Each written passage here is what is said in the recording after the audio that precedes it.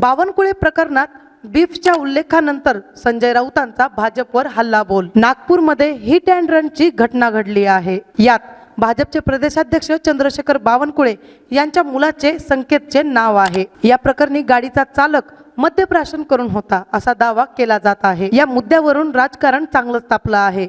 या प्रकरणात आता संजय राऊत यांनी आपली प्रतिक्रिया दिली आहे। दारूचं बिल आहे, नॉनव्हेजचं बिल आहे, बीफ कटलेट खाण्याचं देखील बिल आहे। कोणी काय खायला हवं हे मी सांगत नाही। बीफ खाण्यामुळे तुम्ही लोकांचे मॉब लिचिंग करता, पण आता तुमच्याच बिलामध्ये बीफ कटलेटचा उल्लेख दिसून आला आहे। याबाबत आता भाजपला उत्तर द्यावं लागेल। तुम्ही सगळं करता आणि दुसऱ्यांचा जीव घेता असं म्हणत शिवसेना प्रवक्ते संजय राऊत यांनी भाजपवर चांगलाच हल्लाबोल केला आहे। अशाच प्रकारच्या ताज्या राजकीय घडामोडी पाहण्यासाठी आपल्या बातमी टीव्ही या YouTube चॅनलला लाईक, शेअर आणि सबस्क्राईब नक्की करा।